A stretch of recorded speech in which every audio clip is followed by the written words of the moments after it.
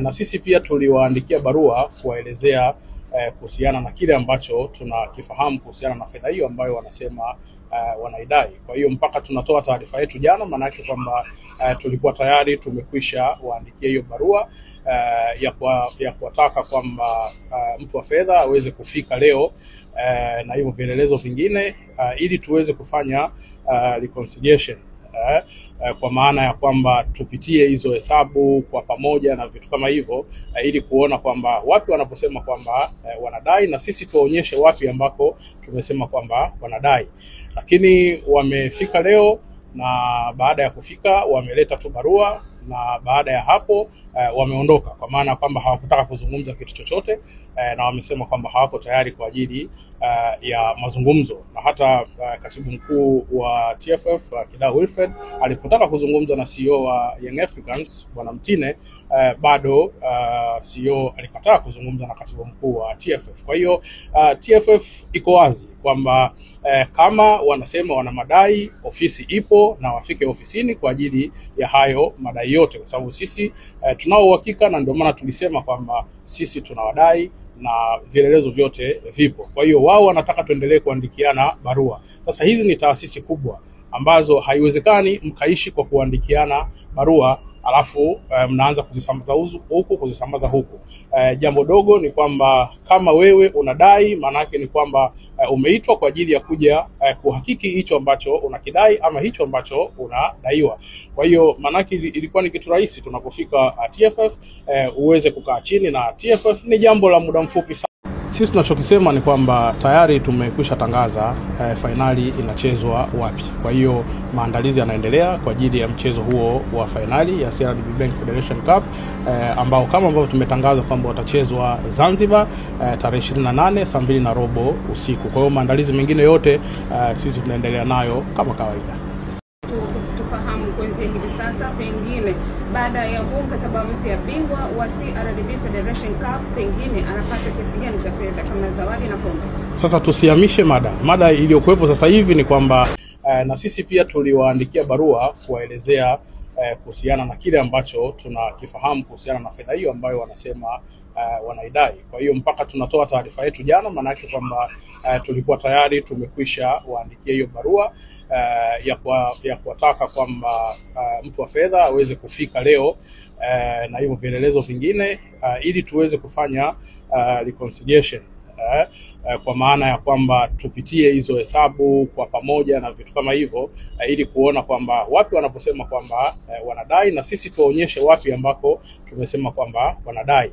Lakini wamefika leo, na baada ya kufika wameleta tu barua, na baada ya hapo wameondoka, kwa maana kwamba hawakutaka kuzungumza kitu chochote, na wamesema kwamba hawako tayari kwa ajili ya mazungumzo. Na hata katibu mkuu wa TFF Kidau Wilfred alipotaka kuzungumza na CEO wa Young Africans Bwana Mtine, bado CEO alikataa kuzungumza na katibu mkuu wa TFF. Kwa hiyo TFF iko wazi kwamba kama wanasema wana madai, ofisi ipo na wafike ofisini kwa ajili ya hayo madai yote, kwa sababu sisi tunao uhakika, na ndio maana tulisema kwamba sisi tunawadai na vielelezo vyote vipo. Kwa hiyo wao wanataka tuendelee kuandikiana barua. Sasa hizi ni taasisi kubwa ambazo haiwezekani mkaishi kwa kuandikiana barua alafu mnaanza kuzisambaza huku kuzisambaza huku. Jambo dogo ni kwamba kama wewe unadai, maana yake ni kwamba umeitwa kwa ajili ya kuja kuhakiki hicho ambacho unakidai ama hicho ambacho unadaiwa. Kwa hiyo maana yake ilikuwa ni kitu rahisi tunapofika TFF uweze kukaa chini na TFF. Ni jambo la muda mfupi sana. Sasa hatuwezi kuwa tunaendelea kuandikiliana barua hizi kama vile tunatuma posa huku na vitu kama hivyo. Haiwezekani jambo kama hili. Hizi ni taasisi ambazo kwa namna yoyote ni lazima ufanye kazi kwa namna ile ambayo inatakiwa, ambayo tumewaelekeza nini ambacho cha kufanya. Kwa hiyo wameondoka, wamesema kwamba hawako tayari kwa ajili ya kufanya jambo hilo, na mwisho wa siku wameacha barua tu.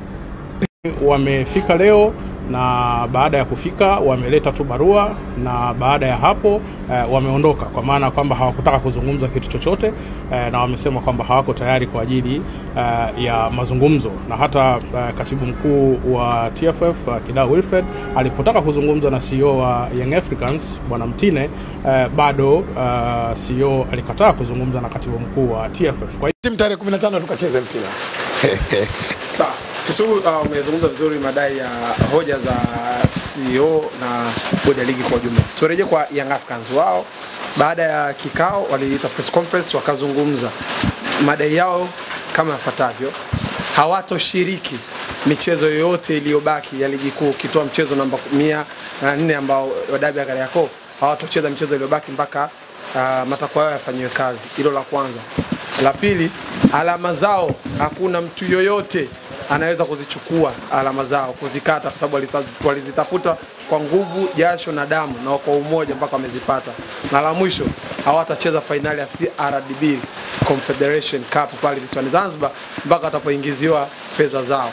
Bodi ya ligi inasimamia timu 42, Championship na ligi NBC. Ligi NBC na timu 16. 16 toa moja. 15 ongeza moja. 16. Bila wachezeka uchezeke. Wasicheze. Na huu ni mpango mkakati walioanza mapema kuja kuvuruga mpira wetu, kwa sababu hawataki kuona juhudi za Mheshimiwa Rais wa Jamhuri ya Muungano wa Tanzania kuona nchi inakwenda kuandaa mashindano 2027. Wao ndio wanatafuta namna kuzuia mashindano yasifanyike. Ni mpango mkakati huu.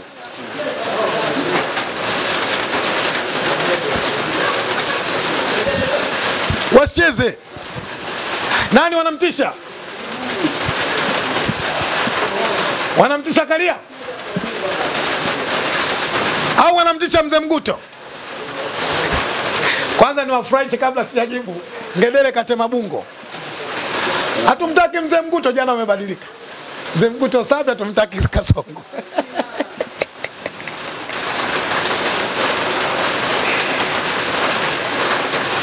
Kucheza mpira Dar es Salaam Young Africans hakumaanishi kwamba ligi yetu kutokuchezeka kwenye nchi. Na kusema hakuna mwamba yote, mwanaume yote atakayeweza kukata pointi, huu kunaonyesha ni udhaifu mkubwa kutokujua kanuni za mpira wa miguu.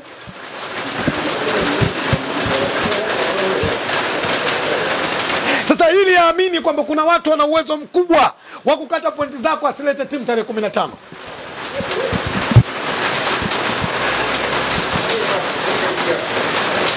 Lakini chengine nimuhusie sana mdogo wangu.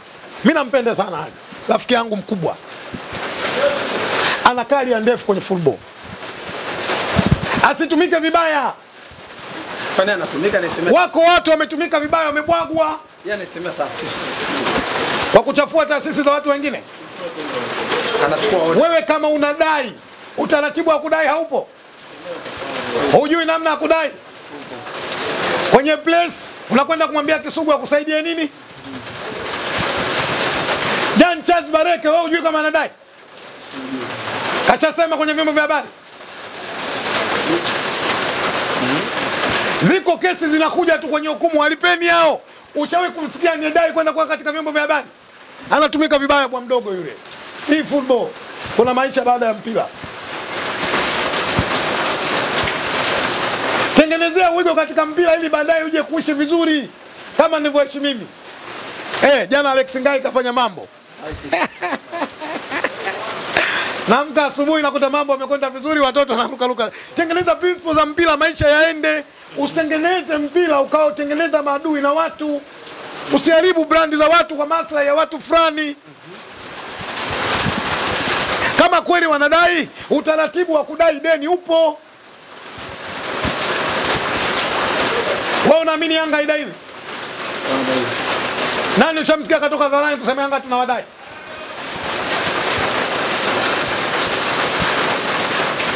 Wewe Ali na mimi Ali na yule Ali, tukae tuzungumze na Ali mwenzetu, sio alichofanya. Leo umekubali yule Ali. Leo sio Alfonso. Sio Alfonso. Umemkubali ndugu yako Wajina. Lazima kuna muda tumrekebishe ndugu yetu huyo. Lakini waandishi wa habari niwaambie. Tumieni maiki zenu. Tumieni kamera zenu kwa kutengeneza mpira kwenye nchi yetu. Tusije kutengeneza uadui. Mara nyingi nasema Simba na Yanga ni tunu la taifa hili.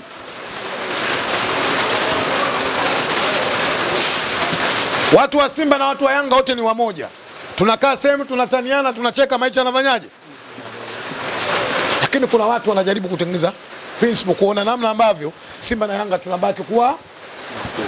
Kuhusiana na CRDB Confederation, Yanga wamesema hawachezi mpaka wanapolipwa hela zao za msimu uliopita. Watu wameshtuka.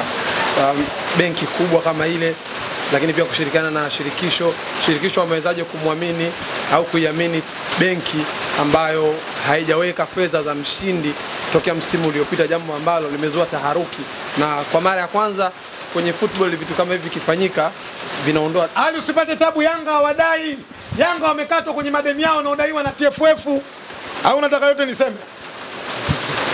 Unasema Yanga yani era ya ubingwa Yanga hawadai. Wamekatwa madeni walikuwa wanadaiwa. Mbona jana wamesema wanadai? Na wamesema watacheza finali. Sasa kuto kucheza finali wao kukataa kucheza ndio kazi yao. Mimi waingilie. Yangoso na mwacha Ngoso finali tu. Liga NBC wanacheza. Wanacheza. Kwa hiyo na michezo watakaocheza waende wakacheze. Hatuwazuii, si waende wakacheze. Sio watu wa football wataendelea kucheza mpira. Lakini kwa upande wako wa hili jambo, kisugumoni yako ni hapa. Niseme tu jambo moja. Yangoso mwache Ngoso. Sisi tunazungumzia liga NBC. Yangoso mwache Ngoso. Lakini pia FA ni sehemu ya mashindano ambayo yanasimamiwa na shirikisho kabisa. Ligi inasimamiwa na chombo. Shirikisho la mpira wa miguu ndio linasimamia FA. Lakini mambo yanaenda kuwa hivi, watu wanashangaa. Ali, shirikisho linasimamiwa na nani? Karia. Kama unadai unatakiwa uende kwa nani? Unawaita waandishi wa habari ndio wakulipe? Huu ni upeo mdogo. Yangoso mwachwe Ngoswe.